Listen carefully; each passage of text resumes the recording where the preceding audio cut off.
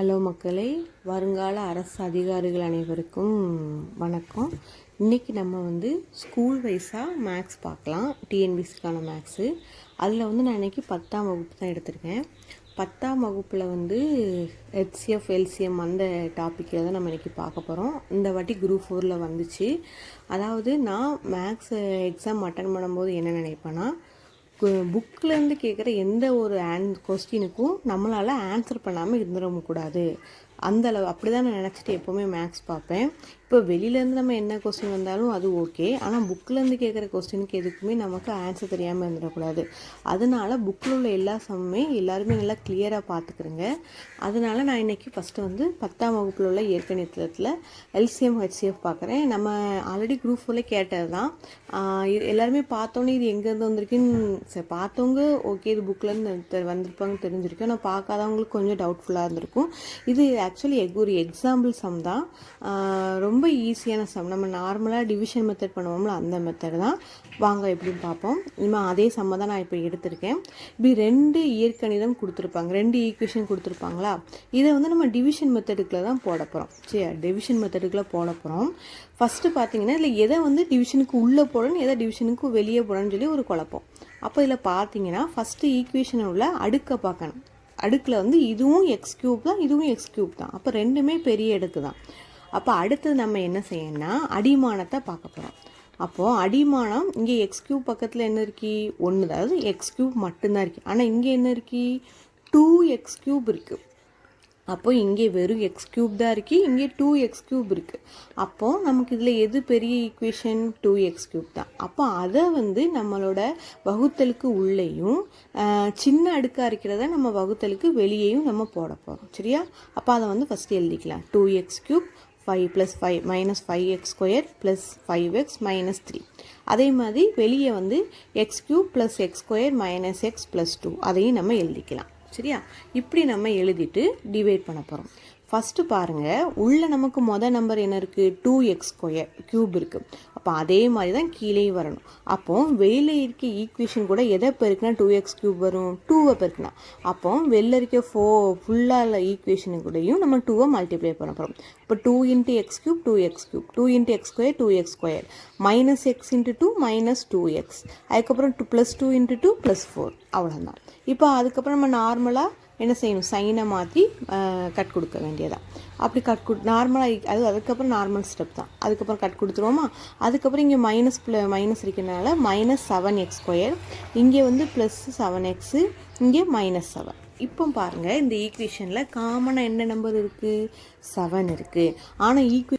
ஆனால் ஈக்குவேஷன் முன்னாடி மைனஸ் இருக்கிறதுனால -7 காமனாக நம்ம வெளியே எடுத்துருவோம்.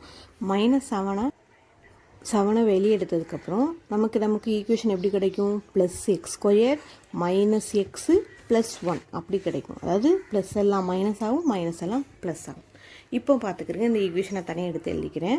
அப்போ இந்த ஈக்குவேஷன் = 0. அப்போ -7 ஈக்குவல்ட்டுக்கு இந்த சைடு கொண்டு வந்தோன்னா 0/-7 ஆகும்.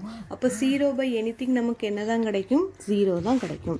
அப்போது நமக்கு இப்போ இருக்க ஈக்குவேஷன் என்னது x² - x +1 அதான் இருக்குது. இப்போ இந்த ஈக்குவேஷனை நம்ம வெளியில் போட்ட ஈக்குவேஷனால் டிவைட் பண்ண போகிறோம்.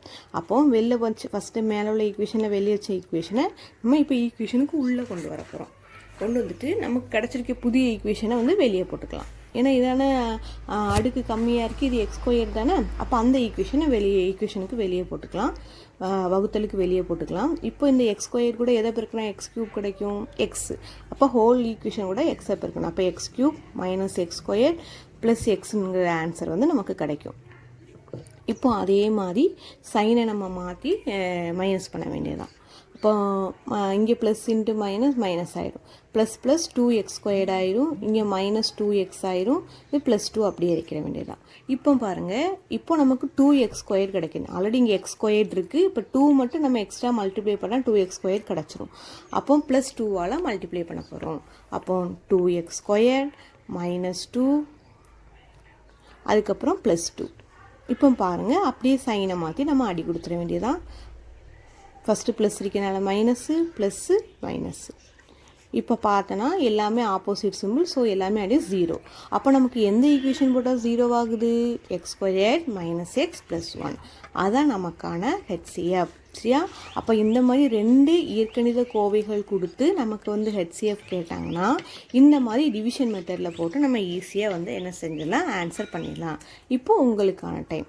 இப்போ நான் வந்து உங்களுக்கு ஒரு சம் கொடுக்குறேன், அதை நீங்கள் சால்வ் பண்ணிவிட்டு அதற்கான ஆன்சரை வந்து கமெண்ட் செக்ஷனில் கமெண்ட் பண்ணுங்கள். சரியா? இது ரொம்ப ஈஸியான மெத்தட் தான், புக்கில் உள்ள மெத்தட் தான். அதனால் எப்போவுமே புக்கில் உள்ள மேக்ஸை வந்து நம்ம நிறையா கைட்ஸு நோட்ஸை பார்க்குறத விட புக்கில் உள்ள மேக்ஸை தெளிவாக பார்த்தாலே நம்ம வந்து நல்ல ஒரு ஸ்கோர் வந்து நமக்கு டிஎன்பிசியில் கிடைக்கும். இப்போது நான் உங்களுக்கு புக்கில் உள்ள இன்னொரு சம் உங்களுக்கு கொடுக்குறேன், அதை வந்து நீங்கள் ட்ரை பண்ணிவிட்டு என்ன ஆன்சர் வருதுன்னு நீங்கள் வந்து சொல்லுங்கள். சரியா? ட்ரை பண்ணுங்கள், கண்டிப்பாக முடியும். அப்படி உங்களுக்கு முடியல நான் அடுத்த வீடியோவில் உங்களுக்கு அதை எப்படி செய்யணும்னு சொல்லி ஷேர் பண்ணுறேன். சரியா? அடுத்த கணக்கு பாருங்கள். 6x³ 30x² plus 60x minus 48, இது ஒரு ஈக்குவேஷன்.